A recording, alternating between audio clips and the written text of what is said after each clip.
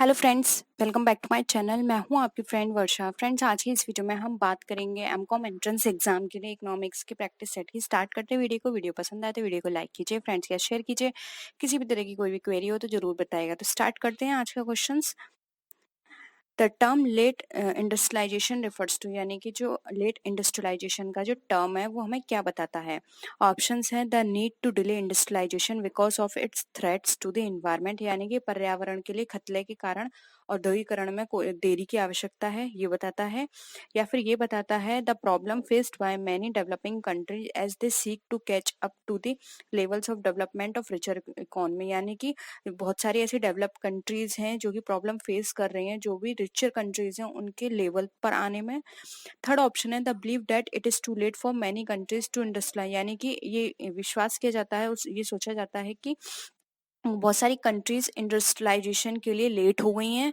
या फिर fourth option है that we are now entering a post industrialized world, जैसे कि या फिर यहाँ पर यह है कि हम जो हमारा जो पोस्ट इंडस्ट्रियलाइजेशन वर्ल्ड है उस पीरियड में हम एंटर नहीं कर पाए हैं, कैसे एंटर करेंगे। ठीक है, तो यहाँ पर देखिए लेट इंडस्ट्रियलाइजेशन की बात करें तो लेट इंडस्ट्रियलाइजेशन का मीनिंग यहाँ पर ये निकल कर आ रहा है कि कोई भी कंट्रीज हैं, बहुत सारी कंट्रीज जो हैं वो लेट हो चुकी हैं इंडस्ट्रियलाइज होने में। ठीक है, यानी कि वो अभी भी पुराने पैटर्न पे चल रही हैं, वहाँ उनकी कंट्रीज में इतनी इंडस्ट्री डेवलप नहीं हो पाई हैं, उनकी यहाँ पे इतनी मैन्युफैक्चरिंग नहीं है, मतलब इंडस्ट्री बेस्ड नहीं है। ठीक है, जिससे कि वो ज़्यादा प्रॉफिट अर्न कर पाए, तो लेट हो चुकी हैं अदर कंट्रीज के कंपैरिजन में।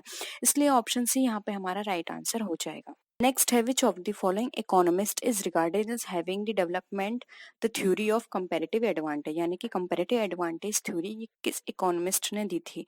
Adam Smith, David Ricardo, John Stiglitz या फिर अमर्त्य सेन। तो यहाँ पर इसका राइट आंसर है ऑप्शन नंबर यहाँ पे बी, जो कि हमारा डेविड रिकार्डो। नेक्स्ट है under perfect competition in long run हमारी क्या सिचुएशन होगी, हमें ये बताना है। All firms earn normal profit, यानी कि सारी फर्म्स परफेक्ट कंपटीशन में नॉर्मल प्रॉफिट अर्न करती हैं। Few firms earn super normal profit, यानी कुछ फर्म्स जो हैं वो सुपर नॉर्मल प्रॉफिट अर्न करती हैं। All firms are at break even point पर होती हैं। ब्रेक इवन का मतलब होता है no profit and no loss, या फिर नन ऑफ द अबव। तो देखिए यहाँ पर अगर इसकी बात करें तो यहाँ पर राइट आंसर होगा option number A. Perfect competition में लॉन्ग रन में ये कहा जाता है कि सारी कंपनी जो होती हैं, सारी जो भी वहाँ पे फर्म्स होती हैं वो नॉर्मल प्रॉफिट अर्न करती हैं एज अ लॉन्ग रन। ठीक है, तो यहाँ पर ऑप्शन ए हमारा राइट आंसर हो जाएगा। नेक्स्ट क्वेश्चन पे आते हैं। The national income at market price is equal to, यानी कि अगर हम नेशनल इनकम की बात करें वो भी मार्केट प्राइस पर, तो हमारी किसके बराबर होगी। Gross national product at market price, या फिर gross domestic product at market price, net national product at factor price, या फिर नन ऑफ द अबव। तो यहाँ पे नेशनल इनकम की बात कर रहे हैं वो कि मार्केट प्राइस के रेफरेंस में। तो यहाँ पर जो हमारा जो टोटल नेशनल प्रोडक्ट निकल कर आएगा वो हमारे फैक्टर कॉस्ट से रिलेटेड होगा। ठीक है, तो फैक्टर कॉस्ट के कंपैरिजन में डिफाइन किया जाएगा, वो हमारा इक्वल होगा इसके। इसलिए यहाँ पे ऑप्शन सी राइट आंसर हो जाएगा। Net national product at factor cost हमारा ऑलवेज इक्वल होता है नेट नेशनल, जो नेट नेशनल इनकम होती है मार्केट प्राइस के। ठीक है, तो यहाँ पे ऑप्शन सी जो है वो हमारा राइट आंसर है। नेक्स्ट क्वेश्चन है if there is a single buyer it is called, यानी कि अगर सिंगल बायर होता है तो उसे हम क्या कहते हैं। मोनोपोली, ओलिगोपोली, मोनोप्सोनी, या फिर नन ऑफ द अबव। तो अगर हम सिंगल बायर की बात करें तो वो होता है हमारा मोनोप्सोनी। मोनोपोली में सिंगल सेलर होता है, ओलिगोपोली में फ्यू होते हैं। ठीक है, तो यहाँ पे सिंगल बायर की बात की जा रही है जो कि मोनोप्सोनी में होता है। ऑप्शन सी राइट आंसर है यहाँ पे। नेक्स्ट आते हैं a firm is having increasing returns to scale means, यानी कि एक फर्म है जिसका रिटर्न स्केल जो है इंक्रीजिंग लेवल पर है। ठीक है, तो इसका क्या मतलब होता है, यानी कि इंक्रीजिंग कॉस्ट पर है, कांस्टेंट कॉस्ट पर है, डिक्रीजिंग कॉस्ट पर है, या फिर नन ऑफ द अबव। तो देखिए अगर एक firm increasing rate to scale पर है तो इसका मतलब यहाँ यहाँ ये होता है कि उसका स्केल इंक्रीज हो रहा है, यानी कि उसकी जो कॉस्ट जो है वो डिक्रीजिंग लेवल पर है। It's having decreasing cost. इसलिए यहाँ पे ऑप्शन सी यहाँ पे हमारा राइट आंसर हो जाएगा। नेक्स्ट है production can be measured in terms of which of the following, यानी कि जो हमारे प्रोडक्शन होता है वो हमारा किस टर्म्स में मेजर किया जाता है। Total productivity, marginal productivity, average productivity या फिर ऑल ऑफ द अबव। तो प्रोडक्शन की बात करें तो यहाँ पर देखिए इसका राइट आंसर हो जाएगा ऑप्शन नंबर डी। हम प्रोडक्शन को अपने टोटल प्रोडक्टिविटी के बेसिस पर भी चेक कर सकते हैं, मेजर कर सकते हैं, मार्जिनल और एवरेज के बेसिस पर भी। तो ये तीनों ही मेजर टू एक तरह से हम बोल सकते हैं पैरामीटर्स होते हैं जिनके बेसिस पर हम अपने प्रोडक्शन को चेक कर सकते हैं। राइट आंसर है डी। नेक्स्ट है which is not covered under the scope of managerial economics। Managerial economics के अंदर कौन सा कवर नहीं किया जाता, हमें ये बताना है। Profit management, accounting theory, pricing policy या फिर प्रोडक्ट एनालिसिस। तो देखिए यहाँ पर बात की जा रही है मैनेजरियल इकोनॉमिक्स के अंदर की। तो यहाँ पे इसका राइट आंसर हो जाएगा ऑप्शन नंबर बी, जो कि हमारा अकाउंटिंग थ्योरी। अकाउंटिंग थ्योरी हमारा मैनेजमेंट का पार्ट नहीं है, जबकि प्रॉफिट मैनेजमेंट हमारा मैनेजरियल पार्ट है। प्राइसिंग पॉलिसी देखना मैनेजरियल पार्ट है, या और प्रोडक्शन एनालिसिस करना भी मैनेजरियल इकोनॉमिक्स का पार्ट है, जबकि अकाउंटिंग थ्योरी हमारे अकाउंटिंग का पार्ट होता है। ठीक है, तो ये सारा यहाँ पे ऑप्शन बी जो है वो यहाँ पे इस पे लाइन नहीं कर रहा है। नेक्स्ट है डिमांड एनालिसिस इंक्लूड, यानी कि जो डिमांड एनालिसिस होती है उसमें क्या चीज़ इंक्लूड की जाती है। Demand forecasting, demand elasticity study, indifference curve analysis या फिर ऑल ऑफ द अबव। तो देखिए यहाँ पर इसका राइट आंसर हो जाएगा option number D. Demand analysis के अंदर हम फोरकास्टिंग भी करते हैं, इलास्टिसिटी की स्टडी भी देखते हैं कि कौन सा प्रोडक्ट कितना इलास्टिसिटी है उसकी, यानी कि कौन सा प्रोडक्ट प्राइस से कितना वेरी कर रहा है। ठीक है, कितना उस पर इफेक्ट पड़ता है। इंडिफरेंस कर्व एनालिसिस भी हम इसके अंदर चेक करते हैं। ये सारी चीजें हमारे डिमांड एनालिसिस के अंदर आती हैं, इसलिए ऑप्शन डी राइट आंसर हो जाएगा। आई होप यहाँ तक आपको सारी चीजें क्लियर होंगी। नेक्स्ट है लॉ ऑफ डिमांड इम्प्लाइज। अब जो लॉ ऑफ डिमांड है वो हमें क्या बताता है, बहुत सिंपल है, आप इस सबको बता सकते हैं।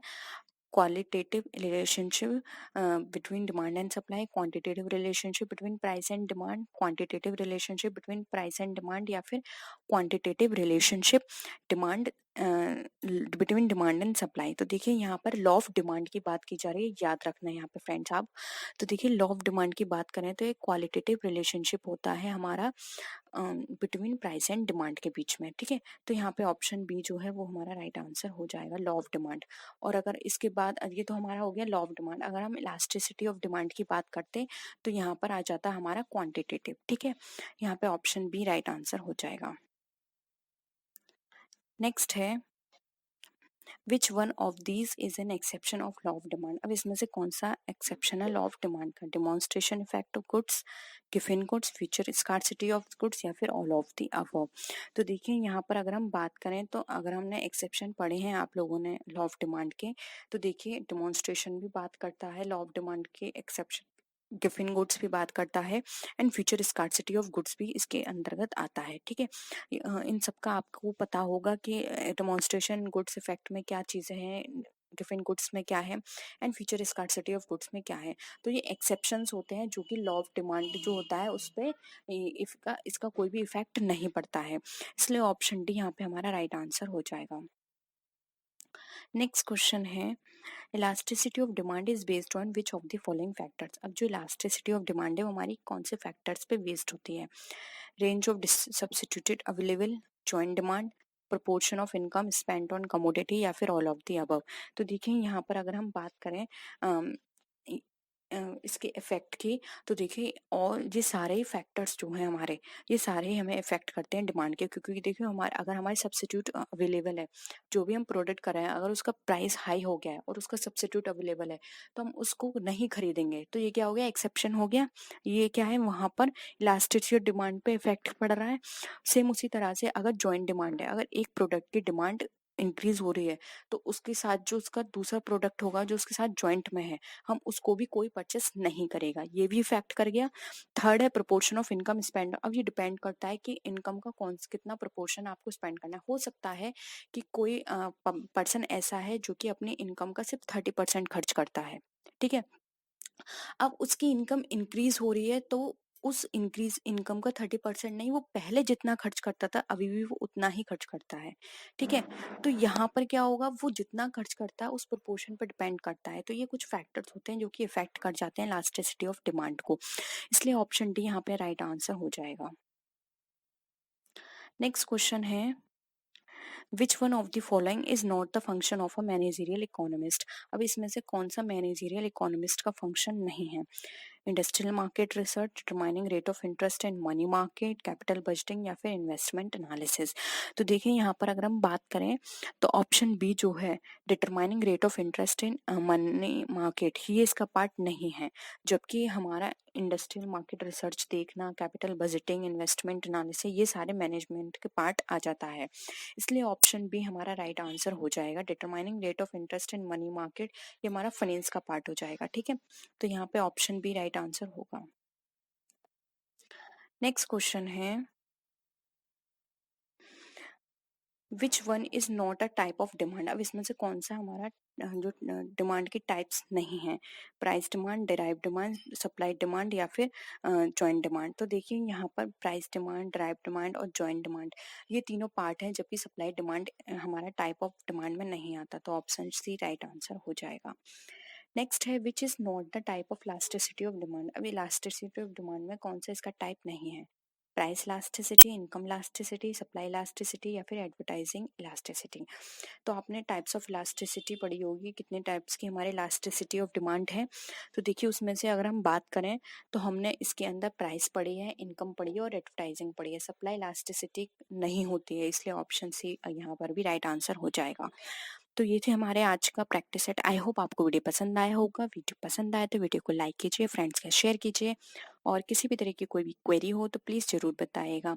नेक्स्ट वीडियो में फिर मिलते हैं और भी अच्छी वीडियोज़ के साथ। तब तक के लिए टेक केयर, बाय बाय।